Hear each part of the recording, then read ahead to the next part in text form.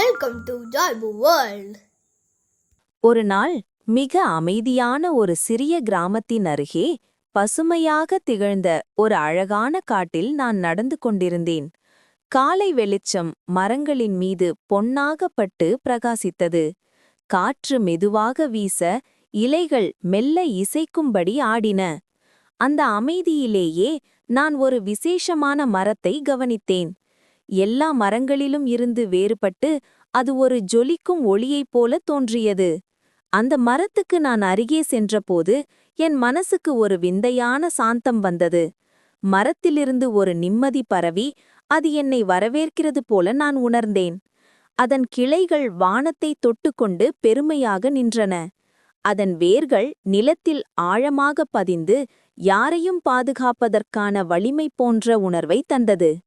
அந்த மரத்தின் கீழே நான் சில நிமிடங்கள் அமைதியாக நின்றேன். அப்போது என்னைச் சுற்றிய காட்டு முழுவதும் மாறிவிட்டது போல உணர்ந்தேன்.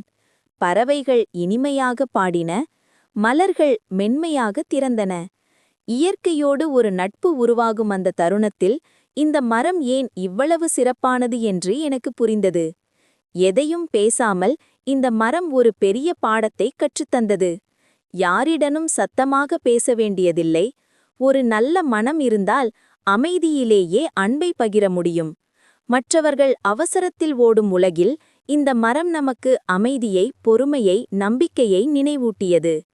நான் மெதுவாக அந்த மரத்தைத் தொட்டு அது அளித்த அந்த அழகான உணர்வை மனதில் பதிவு செய்து கொண்டேன். அந்த நாள் முதல் எந்த நேரமும் மனசு குழப்பமாக இருந்தால் இந்த மரத்தை நினைத்தாலே ஒரு சாந்தம் வந்துவிடுகிறது. இன்றும் அந்த மரம் அங்கேயே நின்று கொண்டிருக்கிறது, அமைதியாக, அன்பை பகிர்ந்து இயற்கையின் ரகசியத்தை அனைவருக்கும் சொல்வது போல். Thanks for watching. Subscribe for more Joybu World fun.